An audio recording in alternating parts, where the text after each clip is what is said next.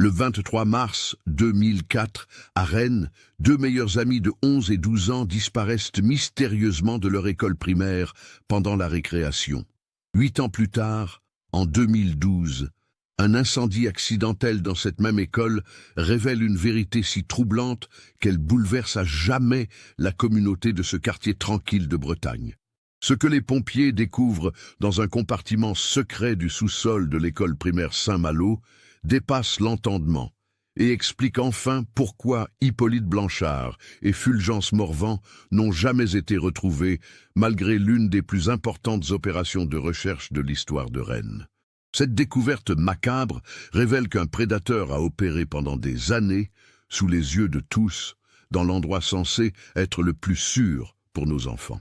Avant de continuer avec cette histoire perturbante, si vous appréciez les affaires criminelles réelles comme celle-ci, abonnez-vous à la chaîne et activez les notifications pour ne manquer aucune nouvelle enquête. Maintenant, découvrons comment tout a commencé.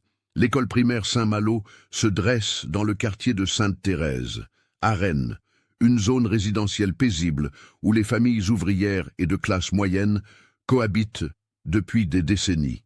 Construite dans les années 70, cette école de briques rouges accueille environ 300 élèves répartis dans 12 classes. Le quartier, situé dans le secteur sud-est de la ville, est bordé par de petites maisons individuelles avec jardins et quelques immeubles de 4 étages. Les rues sont bordées de tilleuls et l'atmosphère y est familiale, où tout le monde se connaît. En 2004, la France traverse une période de croissance économique modérée. Jacques Chirac occupe l'Élysée et la société française commence à s'interroger de plus en plus sur la sécurité des enfants suite à plusieurs affaires médiatisées. À Rennes, préfecture de l'Ille-et-Vilaine, comptant alors environ 200 000 habitants, la criminalité reste relativement faible, particulièrement dans les quartiers résidentiels comme Sainte-Thérèse. Hippolyte Blanchard est un garçon de 11 ans aux cheveux châtains et aux yeux verts pétillants d'intelligence. Fils unique d'une institutrice de 42 ans, Madame Blanchard, et d'un comptable de 45 ans, Monsieur Blanchard, il grandit dans une famille aimante de la classe moyenne. Sa mère enseigne dans une autre école du quartier, l'école primaire Jeanne d'Arc, située à environ 1 kilomètre de Saint-Malo. Hippolyte est reconnu par ses enseignants comme un élève curieux, parfois un peu trop inquisiteur, qui pose beaucoup de questions et s'intéresse à tout ce qui l'entoure. Il excelle particulièrement en sciences et en mathématiques et rêve de devenir ingénieur ou détective. Sa personnalité enjouée et son sens de la justice en font un leader naturel parmi ses camarades. Fulgence Morvan, 12 ans, est le meilleur ami d'Hippolyte depuis la maternelle. Plus grand et plus robuste qu'Hippolyte, il a les cheveux bruns bouclés et des yeux marron foncé. Il vit avec son père, Monsieur Morvan, ouvrier du bâtiment de 48 ans, sa mère étant décédée d'un cancer quand il avait 8 ans. Cette tragédie a créé un lien particulier entre père et fils et a rendu Fulgence plus mature que les enfants de son âge. Il est loyal, protecteur envers ses amis et compense ses difficultés scolaires par une grande intelligence pratique et une intuition remarquable.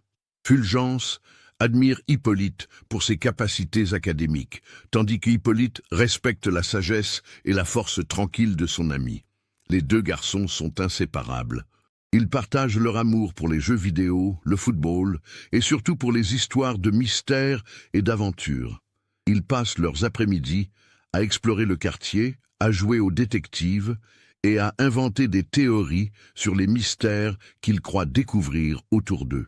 Cette curiosité naturelle et leur tendance à fouiner partout inquiètent parfois leurs parents, mais dans ce quartier tranquille de Rennes, personne ne s'alarme vraiment de voir deux enfants jouer dehors. L'école primaire Saint-Malo emploie une vingtaine de personnes, 12 enseignants, une directrice, 2 secrétaires, 3 agents d'entretien, un cuisinier et ses 2 assistants. Parmi le personnel d'entretien, Pacôme Giraud occupe le poste de concierge principal depuis 15 ans. Âgé de 45 ans, c'est un homme discret, toujours poli avec les parents et le personnel, qui vit seul dans un petit appartement près de l'école. Ancien mécanicien reconverti après un accident de travail qui lui a laissé une légère claudication, Giraud s'est parfaitement intégré à l'équipe éducative.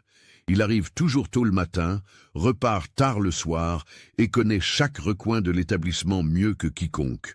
Les enfants le respectent sans nécessairement chercher sa compagnie et les parents lui font confiance.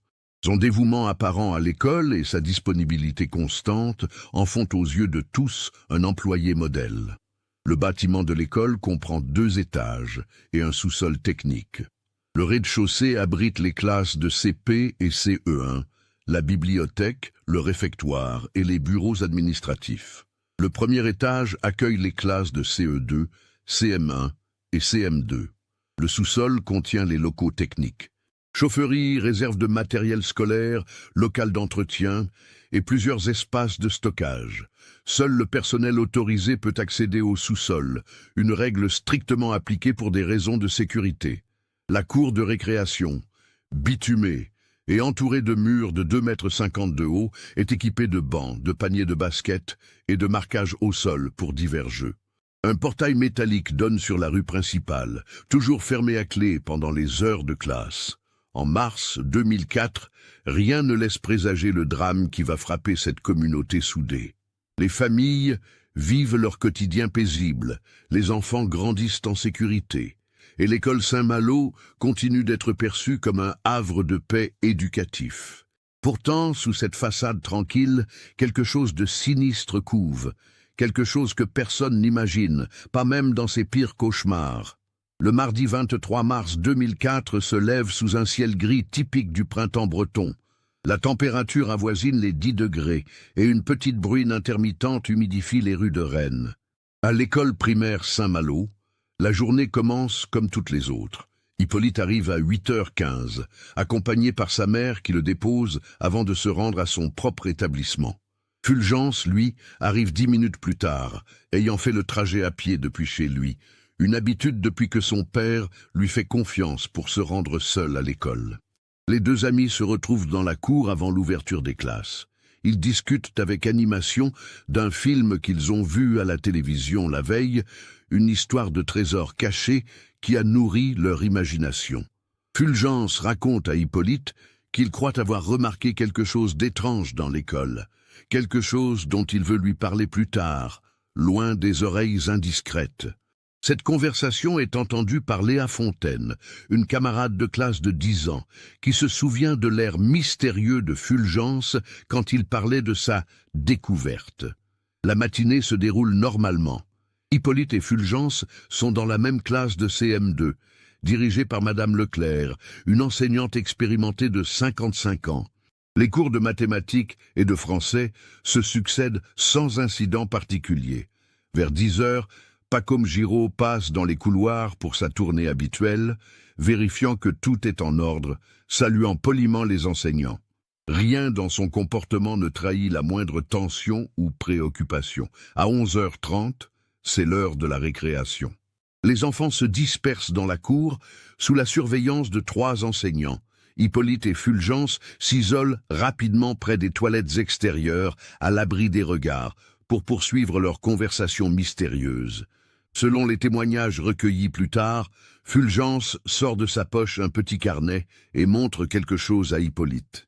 Le visage de ce dernier se transforme, passant de la curiosité à l'inquiétude, puis à une détermination qui alarme Fulgence lui-même.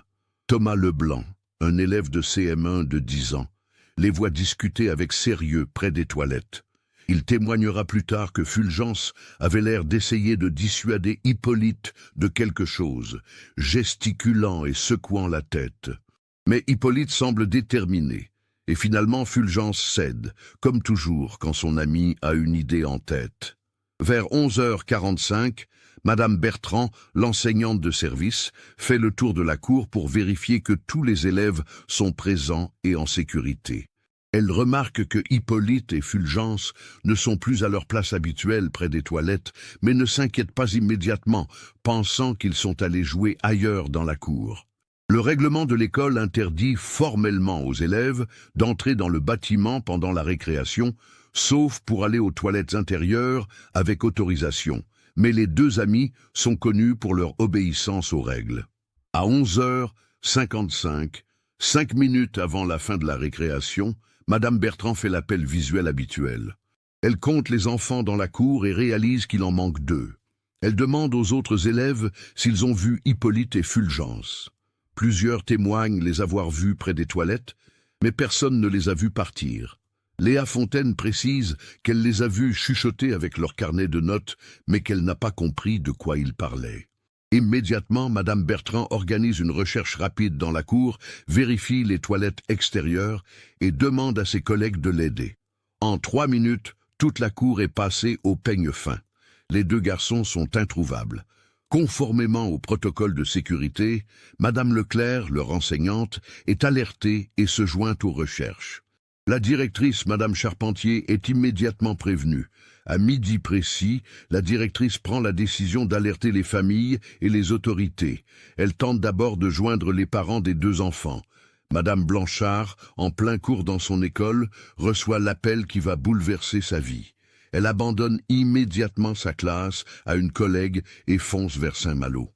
Monsieur Morvan, sur un chantier dans la banlieue de Rennes, est plus difficile à joindre. C'est finalement son contremaître qui reçoit l'appel et part le chercher pour lui annoncer la nouvelle. Pendant ce temps, une fouille méthodique de l'établissement commence. Pacôme Giraud, alerté par la directrice, ouvre immédiatement toutes les portes de l'école, y compris celles du sous-sol habituellement interdites aux enfants. Il guide personnellement les recherches, montrant chaque local, chaque placard, chaque recoin où 2 enfants pourraient se cacher. Son comportement est exemplaire. Il semble sincèrement inquiet et fait preuve d'une coopération totale. Il explique à la directrice qu'il a effectué sa tournée normale dans la matinée et qu'il n'a rien remarqué d'anormal. À 12h30, les parents arrivent sur les lieux. Madame Blanchard est dans un état de panique contrôlée, son expérience d'enseignante l'aidant à garder une certaine lucidité.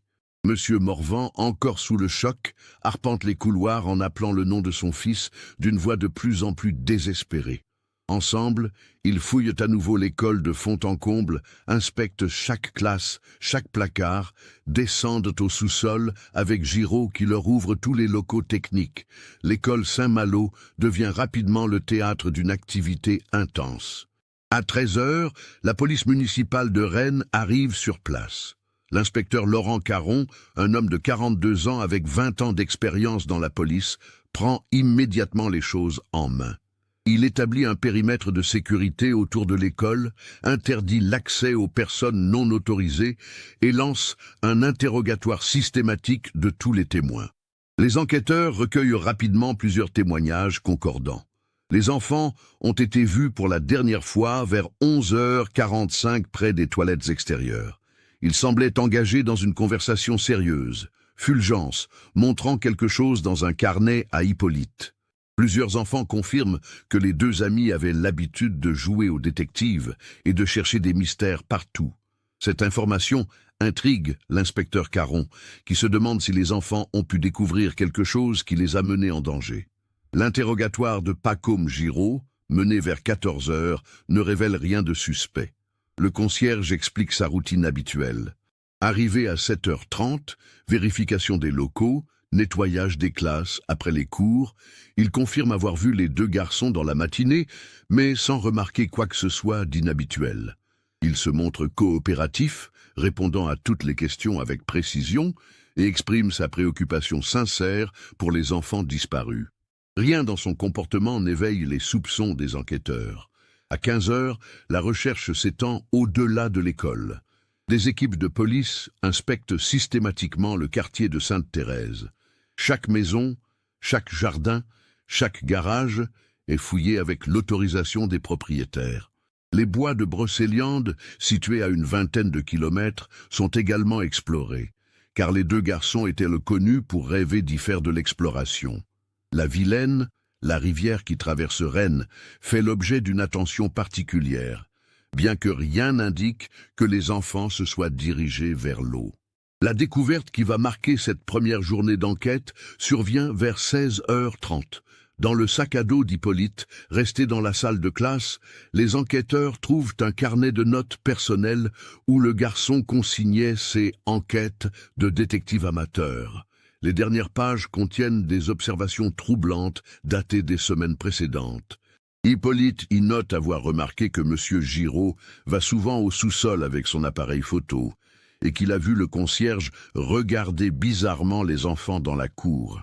Une note particulièrement inquiétante, datée du 20 mars, soit 3 jours avant la disparition, indique « Fulgence a trouvé quelque chose d'important. Il veut me montrer mardi ». Cette découverte change immédiatement l'orientation de l'enquête.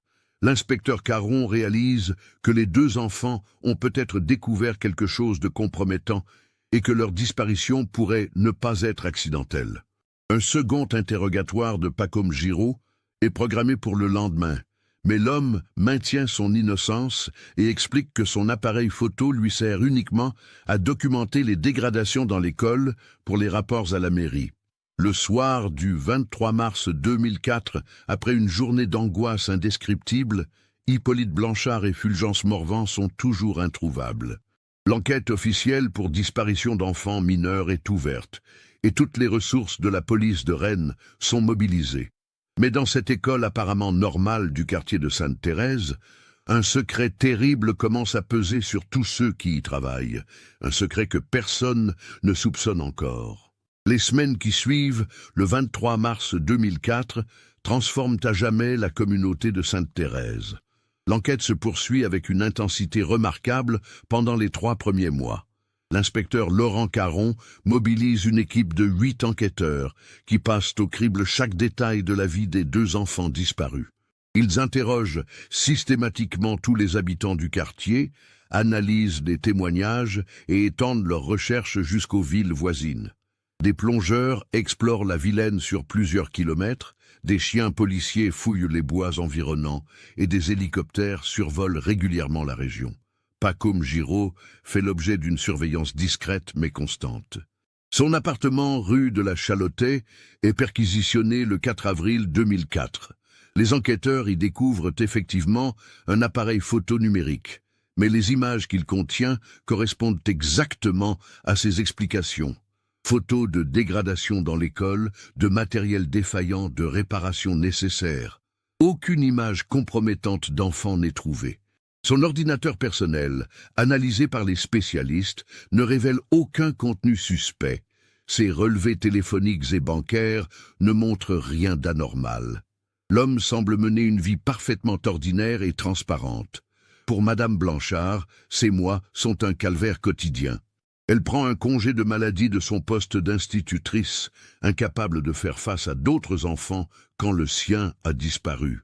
Elle passe ses journées à arpenter les rues de Rennes, collant des affiches d'Hippolyte sur tous les murs autorisés, interrogeant les passants, fréquentant les associations de parents d'enfants disparus. Son mari, M. Blanchard, tente de maintenir une routine de travail, mais ses collègues remarquent sa distraction constante et ses absences fréquentes. Le couple, uni dans la douleur, développe néanmoins des façons différentes de gérer l'absence. Elle dans l'action frénétique, lui dans un repli douloureux sur lui-même. Monsieur Morvan, déjà fragilisé par la perte de sa femme 4 ans plus tôt, sombre dans une dépression profonde. Il perd son emploi au bout de 2 mois, incapable de se concentrer sur le chantier. Ses collègues ouvriers tentent de le soutenir financièrement et moralement, organisant des collectes pour l'aider à payer son loyer. Il boit de plus en plus, hanté par l'idée qu'il aurait dû accompagner son fils à l'école ce jour-là, qu'il aurait pu empêcher l'inexplicable. Sa culpabilité le ronge. Pourquoi n'a-t-il pas prêté plus d'attention aux histoires de détectives de Fulgence? Pourquoi n'a-t-il pas pris au sérieux cette découverte que son fils voulait montrer à Hippolyte? À l'école primaire Saint-Malo, l'atmosphère devient lourde et anxiogène. Les parents d'élèves, initialement solidaires et compréhensifs, commencent à exprimer leurs inquiétudes. Certains retirent leurs enfants de l'établissement pour les inscrire ailleurs. Les effectifs passent de 300 à 250 élèves en septembre 2004. La directrice, Madame Charpentier, fait face à des critiques de plus en plus virulentes concernant la surveillance des élèves.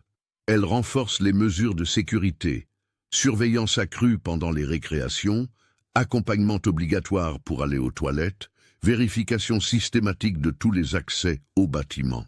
Pacôme Giraud continue son travail avec un professionnalisme exemplaire, mais le poids des soupçons pèse sur lui. Bien qu'officiellement lavé de tout soupçon après l'enquête approfondie, il ressent la méfiance dans les regards de certains collègues et parents. Il envisage plusieurs fois de demander sa mutation vers un autre établissement, mais finalement reste, expliquant qu'il ne veut pas donner l'impression de fuir. Cette décision, qui pourrait paraître noble, alimente paradoxalement les doutes de ceux qui se demandent pourquoi un innocent ne chercherait pas à s'éloigner d'un environnement devenu hostile. Au bout d'un an, l'enquête active se ralentit considérablement. Toutes les pistes ont été explorées sans résultat. L'affaire passe du statut d'enquête prioritaire à celui de dossier ouvert mais non actif.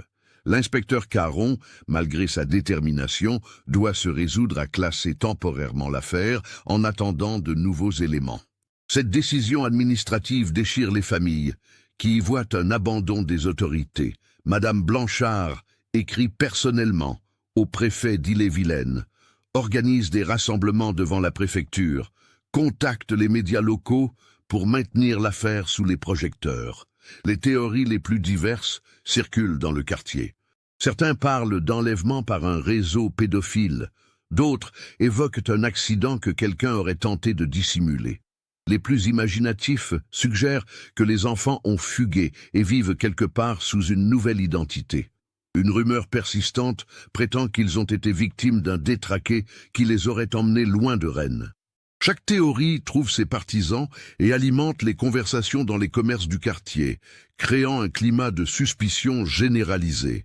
En 2006, soit 2 ans après la disparition, un élément nouveau relance brièvement l'enquête. Un homme de 40 ans, Alain Mercier, est arrêté à Nantes pour des agressions sexuelles sur mineurs. Pendant son interrogatoire, il prétend connaître des détails sur la disparition d'Hippolyte et Fulgence. Cette révélation crée un immense espoir chez les familles, mais l'enquête approfondie révèle que Mercier, cherchant à négocier sa peine, a simplement inventé son témoignage à partir d'articles de presse. Les vérifications démontrent qu'il se trouvait en prison à Bordeaux au moment des faits. Cette fausse piste brise une nouvelle fois le cœur des parents et discrédite davantage les chances de retrouver les enfants vivants. Les années passent et les blessures se referment mal. Madame Blanchard finit par reprendre son poste d'enseignante en 2007, mais demande sa mutation vers une école du centre-ville de Rennes, incapable de supporter de travailler si près de Saint-Malo. Elle et son mari consultent un psychologue pour tenter de reconstruire leur couple ébranlé par le deuil impossible. Ils envisagent d'avoir un autre enfant, mais y renoncent finalement, se sentant coupables envers Hippolyte. Monsieur Morvan sombre de plus en plus dans l'alcoolisme.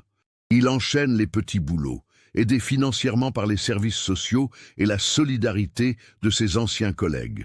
En 2008, il est hospitalisé pour une cirrhose naissante. C'est pendant cette hospitalisation qu'il rencontre Sylvie Lemoine, une infirmière de 45 ans qui l'aide à entamer un sevrage alcoolique. Leur relation, née de la compassion, évolue lentement vers quelque chose de plus profond. Sylvie, elle-même mère célibataire d'une fille de 16 ans, comprend la douleur de Morvan sans essayer de la guérir, se contentant de l'accompagner dans sa reconstruction. À l'école Saint-Malo, la vie reprend progressivement son cours normal, du moins en apparence. Les nouveaux élèves qui arrivent ne connaissent pas l'histoire, et les anciens évitent d'en parler. Pacôme Giraud vieillit dans son poste, devient même une figure rassurante pour la nouvelle génération de parents qui ne l'associent pas aux événements tragiques. En 2010, il fête ses 20 ans de service dans l'établissement. La directrice Charpentier, qui a pris sa retraite, est remplacée par Monsieur Valentin, un jeune directeur de 35 ans qui ignore tout des détails de l'affaire et ne voit en Giraud qu'un employé modèle et expérimenté. Pourtant, malgré cette normalisation apparente, quelque chose persiste dans l'atmosphère de l'école. Les anciens enseignants, ceux qui étaient présents en 2004, gardent une vigilance particulière.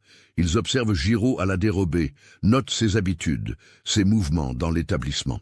Madame Leclerc, l'ancienne institutrice d'Hippolyte et Fulgence, maintenant proche de la retraite, avoue parfois à ses collègues qu'elle n'arrive pas à oublier complètement ses soupçons, même si les enquêtes ont innocenté le concierge. Cette surveillance discrète mais constante pèse sur Giraud, qui s'en rend compte sans pouvoir y faire grand-chose. Il développe une routine encore plus stricte, évite de rester seul avec des enfants, documente méticuleusement tous ses déplacements dans l'école.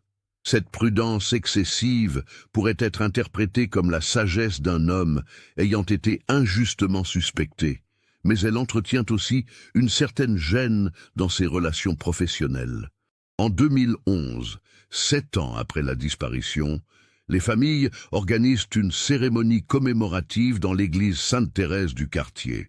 Une cinquantaine de personnes y assistent, anciens camarades de classe devenus adolescents, parents d'élèves de l'époque, enseignants, quelques habitants du quartier. Madame Blanchard et Monsieur Morvan, accompagnés de Sylvie, y prennent la parole pour remercier tous ceux qui les ont soutenus et maintenir vivante la mémoire de leurs enfants. Cette cérémonie marque symboliquement la transition du deuil actif vers l'acceptation résignée que la vérité ne sera peut-être jamais connue. Mais parfois, le destin réserve des surprises que personne n'attend, des révélations qui émergent quand plus personne ne les cherche vraiment. Le 28 février 2012, l'école primaire Saint-Malo fait l'objet de travaux de rénovation majeurs financés par la mairie de Rennes. Le bâtiment, construit dans les années 70, nécessite une mise aux normes importantes. Isolation thermique, réfection du système électrique, modernisation du chauffage. Ces travaux, d'un montant de 600 000 €, doivent s'étaler sur 4 mois pendant les vacances scolaires et les week-ends pour perturber le moins possible la scolarité des enfants. L'entreprise Bretagne Bâtiment, dirigée par M. Yann Le Goff, décroche le marché. Cette société rennaise, spécialisée dans la rénovation de bâtiments publics, emploie une quinzaine d'ouvriers qualifiés. Le chef d'équipe désigné pour le chantier de Saint-Malo est Pascal Kermer, un homme de 52 ans avec 30 ans d'expérience dans le bâtiment. Kermer connaît bien ce type de chantier et les contraintes particulières liées à la rénovation d'établissements scolaires. Dès le début mars, les équipes commencent par diagnostiquer précisément l'état du bâtiment. C'est lors de cette phase préliminaire que Pacôme Giraud se révèle particulièrement utile. Sa connaissance parfaite de l'école, accumulée au cours de ses 21 ans de service, permet aux ouvriers d'identifier rapidement tous les réseaux techniques, les accès aux différents locaux, les particularités architecturales. Giraud collabore étroitement avec Pascal Kermer, lui expliquant le fonctionnement de chaque installation, l'historique des réparations effectuées, les zones sensibles à surveiller. Cette collaboration étroite entre Giraud et l'équipe de rénovation ne passe pas inaperçue. Plusieurs enseignants remarquent l'empressement du concierge à aider les ouvriers, son insistance à être présent lors de toutes les phases de diagnostic, notamment dans le sous-sol. Madame Leclerc, toujours méfiante, fait part de ses observations au nouveau directeur, Monsieur Valentin. Ce dernier, pragmatique, y voit simplement le zèle professionnel d'un employé soucieux de préserver son lieu de travail. Les travaux progressent normalement pendant tout le mois de mars. Les ouvriers commencent par le toit et les étages supérieurs, puis redescendent progressivement vers le rez-de-chaussée. Giraud maintient sa routine habituelle, mais semble particulièrement attentif aux avancées du chantier. Il pose beaucoup de questions techniques à Kermer sur le planning des travaux, s'inquiète des nuisances sonores pour les enfants, propose spontanément son aide pour déplacer le matériel stocké dans les locaux techniques. Le 15 avril 2012, l'équipe de rénovation s'attaque enfin au sous-sol. Cette phase des travaux nécessite une refonte complète du système de chauffage et une révision de l'installation électrique. Pascal Kermer divise ses hommes en 2 équipes. L'une s'occupe de la chaufferie principale, l'autre des locaux de stockage et des couloirs techniques. C'est cette seconde équipe, dirigée par Loïc Pennec, un électricien de 38 ans, qui va faire la découverte qui changera tout. Pennec travaille ce matin-là sur le réseau électrique du couloir principal du sous-sol. Pour accéder aux câblages anciens, il doit démonter plusieurs cloisons en placo installées lors d'une précédente rénovation dans les années 90. Ces cloisons, apparemment destinées à optimiser l'espace de stockage, créent plusieurs alcôves et recoins que Penneck doit examiner pour vérifier l'état des installations cachées derrière. Vers 10h30, Penneck s'attaque à une cloison située dans un couloir secondaire, près de la chaufferie. Cette partie du sous-sol, rarement fréquentée, sert essentiellement au stockage de matériel obsolète et d'archives de l'école. Quand il commence à démonter les plaques de plâtre, Penneck remarque quelque chose d'inhabituel. L'espace derrière la cloison semble plus profond que prévu, comme si une pièce entière avait été murée.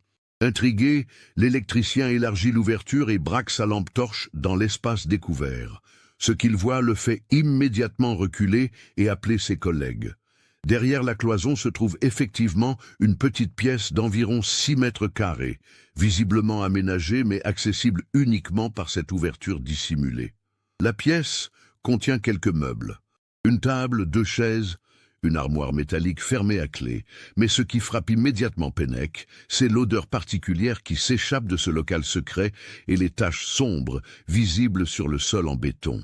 Pascal Kermer, appelé d'urgence, examine la découverte et prend immédiatement la décision d'arrêter les travaux et de prévenir les autorités. Son expérience lui dit que cette pièce cachée n'est pas normale, et l'odeur de décomposition, même ancienne, ne trompe pas. À 11h15, il contacte la mairie de Rennes, qui transmet immédiatement l'information à la police. Pacôme Giraud, alerté par l'agitation inhabituelle dans le sous-sol, descend voir ce qui se passe. Quand Kermer lui explique la découverte, le concierge pâlit visiblement et prétend ne rien connaître de cette pièce. Il affirme que cette partie du sous-sol a été cloisonnée bien avant son arrivée à l'école et qu'il n'a jamais eu accès à cet espace. Cette réaction, jugée normale sur le moment, sera réévaluée plus tard sous un jour différent. L'inspecteur Laurent Caron, maintenant âgé de 50 ans et promu au grade de commandant, reçoit l'appel de ses collègues vers midi. Dès qu'on lui précise qu'il s'agit de l'école Saint-Malo, son sang ne fait qu'un tour. Après 8 ans d'impuissance face à l'affaire Blanchard-Morvan, l'espoir renaît instantanément. Il se rend immédiatement sur place avec une équipe de la police scientifique et le procureur de la République, Maître Delannoy. L'après-midi du 15 avril 2012 marque le début de l'enquête la plus intensive que l'école Saint-Malo ait jamais connue. Le périmètre de sécurité établi 8 ans plus tôt est reconstitué, mais cette fois avec une ampleur bien supérieure. Toute la partie sud de la rue Sainte-Thérèse est bouclée.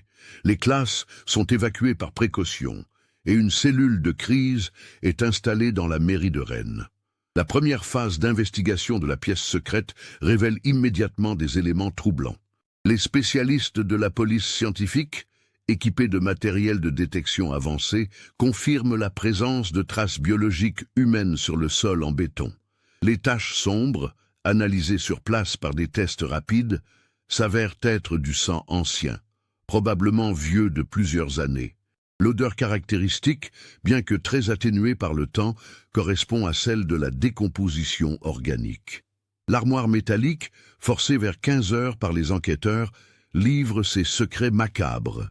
Elle contient des vêtements d'enfants soigneusement pliés, un pull bleu marine marqué Hippolyte, au feutre indélébile, un jean taille 10 ans, des sous-vêtements, des chaussettes.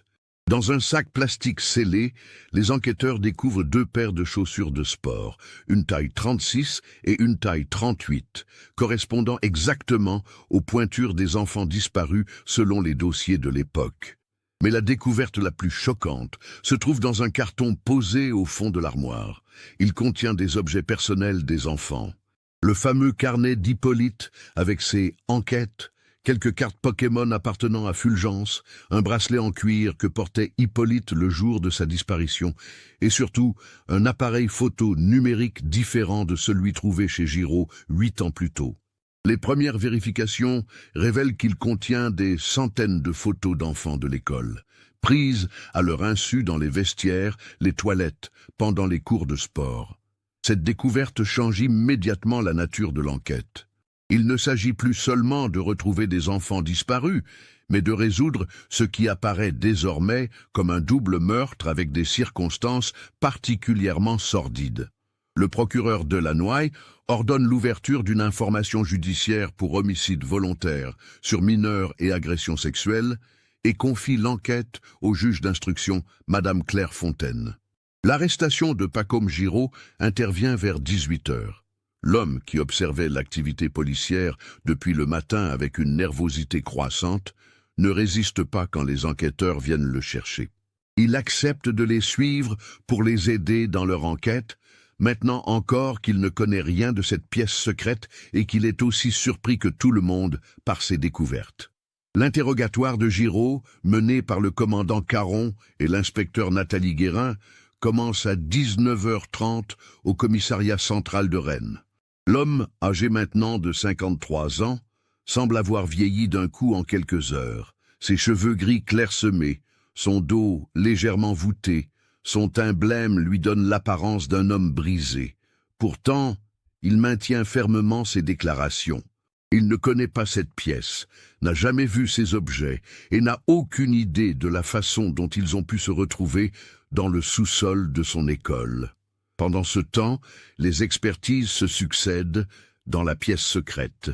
L'équipe du laboratoire de police scientifique de Rennes, renforcée par des spécialistes venus de Paris, procède à l'analyse systématique de chaque centimètre carré.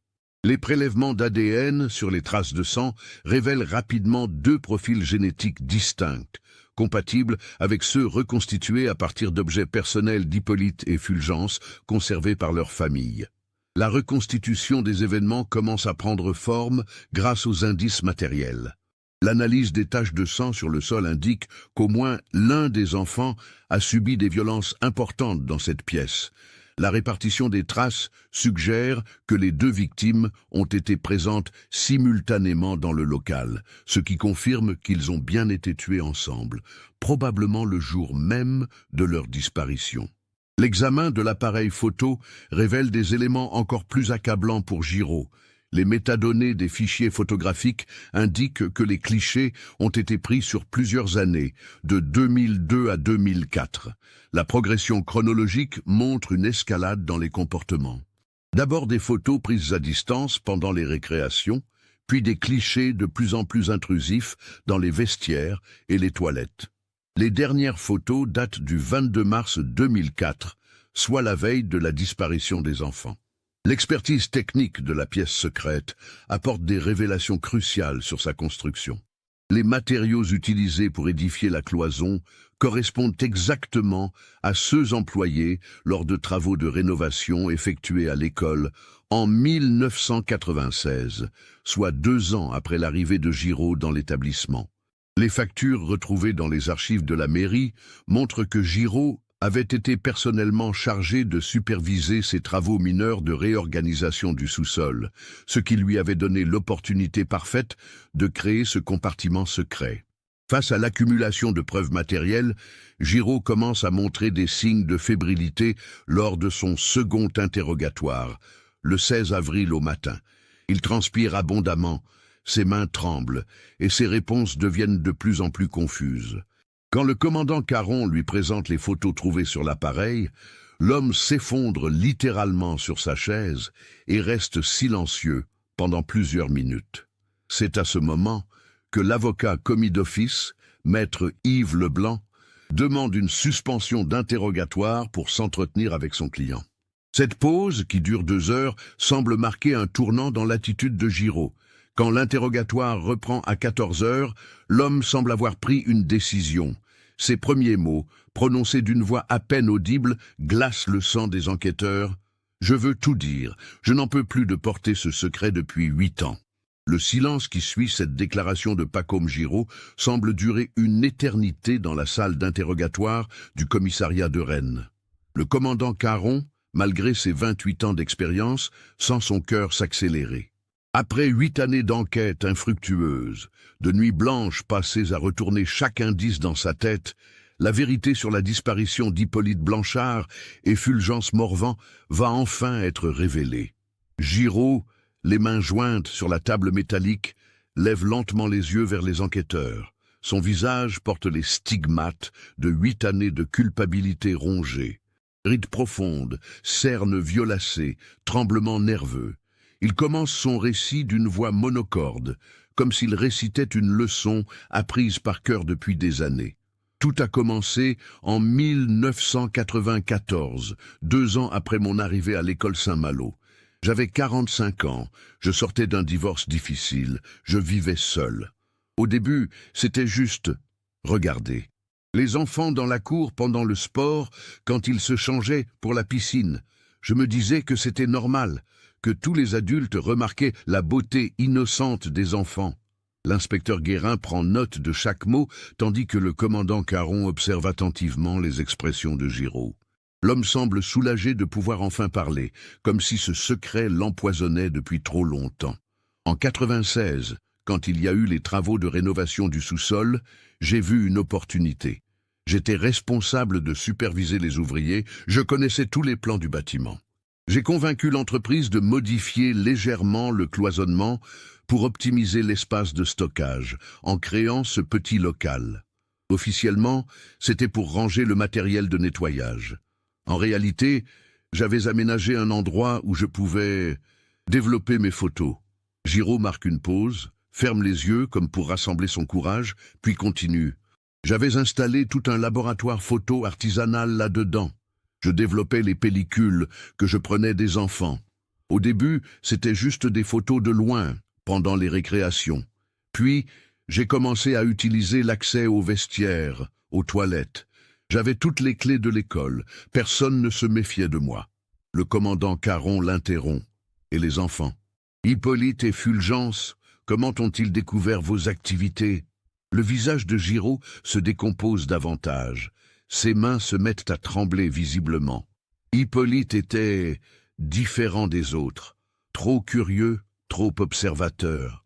Depuis plusieurs semaines, je sentais qu'il me surveillait. Il notait tout dans son petit carnet, mes horaires, mes déplacements. Un jour, en février 2004, je l'ai surpris en train d'essayer d'ouvrir la porte de mon local secret. Il n'y était pas arrivé, mais j'ai compris qu'il se doutait de quelque chose. L'inspecteur Guérin relève la tête. Et Fulgence, comment s'est-il retrouvé impliqué? Fulgence était le meilleur ami d'Hippolyte. Il le suivait partout. Le 22 mars au soir, je suis resté tard à l'école pour développer des photos. Vers 19h, j'ai entendu du bruit dans le couloir du sous-sol. Les 2 garçons étaient revenus dans l'école. Ils avaient dû garder une clé ou passer par une fenêtre mal fermée. Ils cherchèrent la pièce secrète qu'Hippolyte soupçonnait d'exister. Giraud s'interrompt, la respiration courte. Maître Leblanc pose une main sur l'épaule de son client pour l'encourager à continuer. L'homme reprend d'une voix de plus en plus faible. Je les ai entendus chuchoter dans le couloir. Hippolyte expliquait à Fulgence qu'il était sûr que je cachais quelque chose, qu'il avait remarqué que j'allais souvent au sous-sol avec du matériel photographique. Fulgence essayait de le dissuader, lui disait qu'il ferait mieux de prévenir un adulte s'il soupçonnait vraiment quelque chose de louche. Le commandant Caron sent que le moment crucial approche. Il se penche légèrement vers Giraud. Que s'est-il passé ensuite? J'ai paniqué. Si ces enfants découvraient ma chambre noire, toute ma vie s'écroulait. J'ai ouvert la porte du local et je leur ai dit de venir voir, que j'allais tout leur expliquer. Ils sont entrés et ils ont vu les photos étalées sur la table de développement. Des centaines de photos d'enfants de l'école, certaines très compromettantes. Giraud fond en larmes, le visage dans les mains. Après plusieurs minutes de silence, il parvient à reprendre. Hippolyte a compris immédiatement. Il a crié que j'étais un malade, que mes photos étaient dégoûtantes. Fulgence était sous le choc. Il regardait fixement les images, sans comprendre. Hippolyte a dit qu'ils allaient tout raconter à la police, que je finirais en prison. J'ai perdu la tête. L'atmosphère dans la salle d'interrogatoire devient pesante. Chaque mot de Giraud résonne comme un coup de marteau sur l'enclume de la vérité. Je les ai suppliés de se taire, de ne rien dire à personne. Je leur ai promis d'arrêter, de détruire toutes les photos. Mais Hippolyte était inflexible. Il criait qu'il allait tout raconter à sa mère, que tous les parents devaient savoir qui j'étais vraiment. Il s'est dirigé vers la porte, et j'ai attrapé un marteau qui traînait sur ma table de travail. Giraud s'effondre complètement, sanglotant sans retenue. Le commandant Caron, malgré sa colère, maintient un ton professionnel. « Vous les avez tués tous les deux ?» J'ai frappé Hippolyte à la tête. Il s'est écroulé immédiatement. Fulgence s'est mise à hurler. Il a essayé de se précipiter vers la porte. Je l'ai rattrapé, je l'ai frappé aussi. Ils sont morts presque instantanément. Tout s'est passé si vite, j'avais l'impression d'être dans un cauchemar. Le silence retombe dans la pièce. Même l'avocat de Giraud semble choqué par la brutalité des aveux de son client. L'inspecteur Guérin, mère de famille elle-même, doit faire un effort considérable pour continuer l'interrogatoire. « Qu'avez-vous fait des corps ?»« J'ai nettoyé le sang comme j'ai pu. J'ai mis leurs corps dans de grands sacs plastiques industriels, ceux qu'on utilisait pour les déchets de l'école. Je les ai cachés au fond de ma pièce secrète, derrière l'armoire. J'ai pris leurs vêtements, leurs objets personnels, tout ce qui pouvait les identifier. Et le lendemain, pendant les recherches, Giraud lève vers les enquêteurs des yeux rougis par les larmes et la culpabilité. Le lendemain matin, quand l'alerte a été donnée, j'étais terrorisé. Mais paradoxalement, le fait d'être au cœur des recherches me protégeait. Qui aurait soupçonné que les enfants étaient morts à quelques mètres sous leurs pieds pendant qu'on les cherchait partout? J'ai guidé les enquêteurs dans tout le sous-sol, y compris près de ma pièce secrète, mais personne n'a remarqué la fausse cloison. Et pendant 8 ans, vous avez vécu avec ce secret? Chaque jour était un calvaire. Au début, l'odeur dans le sous-sol était terrible. J'ai installé des désodorisants industriels. J'ai prétexté des problèmes de canalisation. Au bout de quelques mois, quand les corps se sont décomposés, l'odeur a diminué. Mais psychologiquement, je mourais un peu chaque jour. Le commandant Caron pose la question qui hante toutes les familles depuis 8 ans. Pourquoi n'avez-vous jamais avoué? Pourquoi avoir laissé les familles dans cette souffrance? Giraud pleure de nouveau, la voix brisée. J'étais lâche, terrifié à l'idée d'avouer ce que j'avais fait. Au début, je me disais que j'allais me dénoncer, mais les jours passaient et c'était de plus en plus difficile. Comment expliquer que j'avais laissé ces familles souffrir pendant des mois, des années? Comment avouer que j'avais participé aux recherches en sachant où étaient leurs enfants? L'interrogatoire se poursuit pendant encore 3 heures. Giraud détaille chaque aspect de son crime, explique comment il a dissimulé les preuves, comment il a vécu avec ce secret pendant 8 longues années. Il décrit aussi l'angoisse terrible qu'il a ressentie quand les travaux de rénovation ont commencé, sachant que la découverte de sa pièce secrète était inévitable. Quand j'ai appris que les travaux toucheraient le sous-sol, j'ai su que c'était fini. J'ai envisagé de fuir, de quitter Rennes avant que tout éclate. Mais où aller?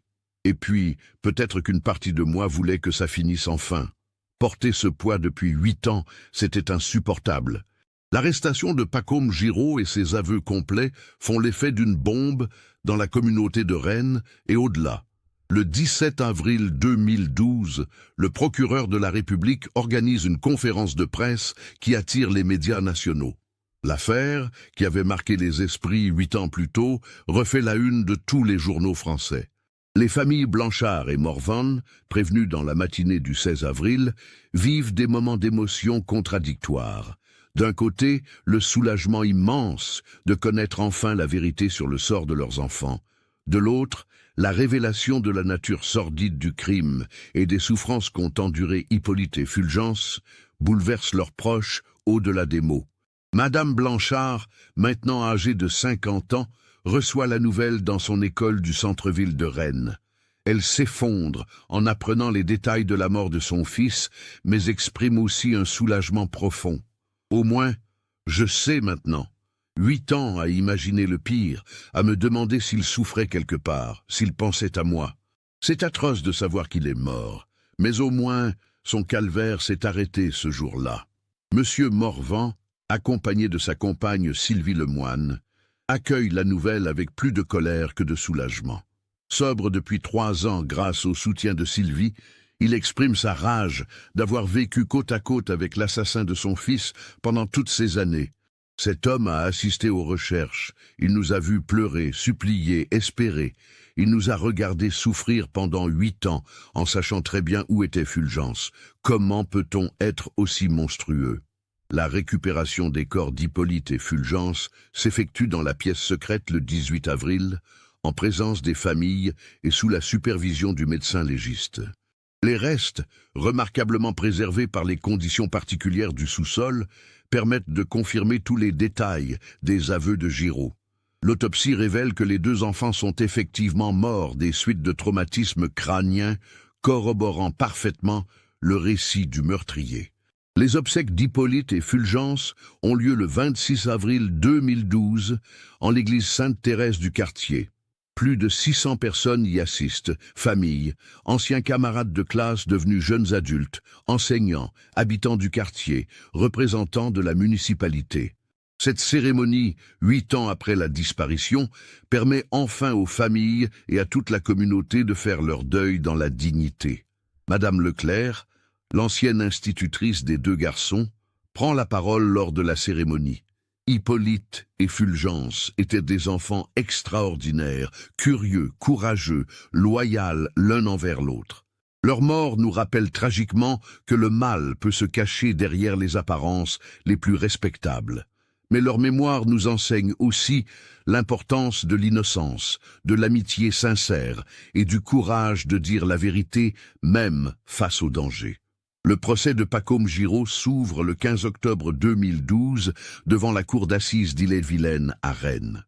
L'accusé, défendu par Maître Leblanc, plaide coupable de tous les chefs d'accusation: meurtre sur mineur de moins de 15 ans avec préméditation, détention d'images pédopornographiques et profanation de sépulture. Le procès, prévu pour durer 2 semaines, se concentre essentiellement sur les circonstances du crime et la personnalité de l'accusé. L'expertise psychiatrique, menée par le docteur Marie Pennec, révèle un homme rongé par la culpabilité mais parfaitement conscient de ses actes au moment des faits. Giraud souffre d'une déviance sexuelle caractérisée, mais ne présente aucun trouble mental qui aurait pu altérer son discernement. Le rapport conclut à la pleine responsabilité pénale de l'accusé. Les témoignages des familles marquent profondément l'audience. Madame Blanchard, avec une dignité impressionnante, s'adresse directement à Giraud. « Vous avez tué mon fils parce qu'il avait le courage de dénoncer vos crimes. Hippolyte est mort en héros, en défendant les autres enfants de votre école. Sa mort nous détruit, mais elle a du sens. Elle révèle votre vraie nature et protège d'autres enfants de vos méfaits. » Monsieur Morvan, plus direct dans sa colère, interpelle l'accusé. « Mon fils Fulgence vous faisait confiance. Tous les enfants de l'école vous faisaient confiance. Vous avez trahi cette confiance de la façon la plus abjecte possible. Fulgence est mort parce qu'il avait la loyauté de suivre son meilleur ami, même dans le danger. Vous avez détruit 2 familles pour protéger vos perversions. » Le verdict tombe le 26 octobre 2012. Pacôme Giraud est condamné à la réclusion criminelle à perpétuité, avec une période de sûreté de 22 ans. Cette sentence, proche du maximum possible, reflète la gravité exceptionnelle des crimes commis et l'absence totale de circonstances atténuantes. Dans les mois qui suivent le procès, l'école primaire Saint-Malo fait l'objet d'une restructuration complète. La municipalité de Rennes décide de raser intégralement le bâtiment et d'en construire un nouveau sur le même emplacement. Cette décision coûteuse mais nécessaire vise à permettre aux enfants, aux familles et au personnel éducatif de tourner la page sur ce drame. Le nouveau bâtiment, inauguré en septembre 2014, porte désormais le nom de École primaire Hippolyte et Fulgence, en mémoire des 2 enfants assassinés. Une plaque commémorative dans la cour rappelle leur courage et leur amitié. À Hippolyte Blanchard et Fulgence Morvan, morts à 11 et 12 ans pour avoir eu le courage de défendre la vérité. Leur sacrifice nous rappelle que l'innocence mérite d'être protégée et que la vigilance est le prix de la sécurité de nos enfants. L'affaire Giraud marque un tournant dans les politiques de sécurité des établissements scolaires français. Le ministère de l'Éducation nationale renforce considérablement les procédures de contrôle du personnel, instaure des vérifications d'antécédents plus approfondies et met en place des protocoles de surveillance stricts pour les employés ayant accès aux locaux techniques et aux espaces isolés des écoles. Pour les familles, la reconstruction reste un processus long et difficile. Madame et Monsieur Blanchard, soutenus par un suivi psychologique, parviennent progressivement à transformer leur douleur en engagement. Ils créent en 2013 l'association Hippolyte et Fulgence, dédiée à la prévention des crimes sur mineurs et au soutien des familles victimes. Cette association organise des campagnes de sensibilisation dans les écoles et forme les enseignants à détecter les signaux d'alerte. Monsieur Morvan et Sylvie Lemoine se marient en 2014, construisant ensemble une nouvelle famille tout en préservant la mémoire de Fulgence. Sylvie adopte officiellement le nom de Morvan et intègre pleinement l'héritage douloureux mais précieux de son mari. Il déménage de Rennes vers la campagne bretonne, cherchant un environnement plus serein pour se reconstruire. Le commandant Laurent Caron, marqué par cette affaire qui a occupé une grande partie de sa carrière, prend sa retraite en 2015. Dans ses mémoires, publiés en 2017, il consacre un chapitre entier à l'affaire Saint-Malo. Cette enquête m'a appris que les monstres ne ressemblent pas toujours aux monstres. Pacôme Giraud était un homme ordinaire, poli, serviable, en qui tout le monde avait confiance. C'est précisément cette banalité du mal qui rend de tels crimes possibles. La vigilance ne doit jamais se relâcher, surtout quand tout semble normal. Aujourd'hui, 10 ans après le procès, l'école primaire Hippolyte et Fulgence accueille 350 élèves dans un environnement sécurisé et bienveillant. Les anciens camarades de classe des deux victimes, maintenant jeunes adultes, viennent parfois se recueillir devant la plaque commémorative. Certains sont devenus enseignants, d'autres policiers, tous marqués par ce drame de leur enfance, mais déterminés à ce qu'une telle tragédie ne se reproduise jamais. L'affaire Blanchard-Morvan reste dans les annales judiciaires françaises comme l'un des crimes les plus troublants commis dans un établissement scolaire. Elle illustre tragiquement comment la confiance accordée aux adultes responsables d'enfants peut être trahie de la façon la plus abjecte, mais aussi comment le courage de 2 enfants de 11 et 12 ans peut finalement faire triompher la vérité, même au prix de leur vie. Cette terrible affaire nous montre à quel point les apparences peuvent être trompeuses et combien il est crucial de prêter attention aux signaux d'alerte, même venant d'enfants. Le courage d'Hippolyte et Fulgence, qui ont payé de leur vie leur détermination à révéler la vérité, nous rappelle que la vigilance est notre meilleur rempart contre de tels prédateurs. Qu'est-ce qui vous a le plus marqué dans cette histoire? Avez-vous remarqué les indices qui pointaient vers Giraud dès les premières recherches? Partagez vos réflexions dans les commentaires. Si cette enquête approfondie vous a intéressé, n'oubliez pas de vous abonner à la chaîne et d'activer les notifications pour ne manquer aucune de nos futures investigations.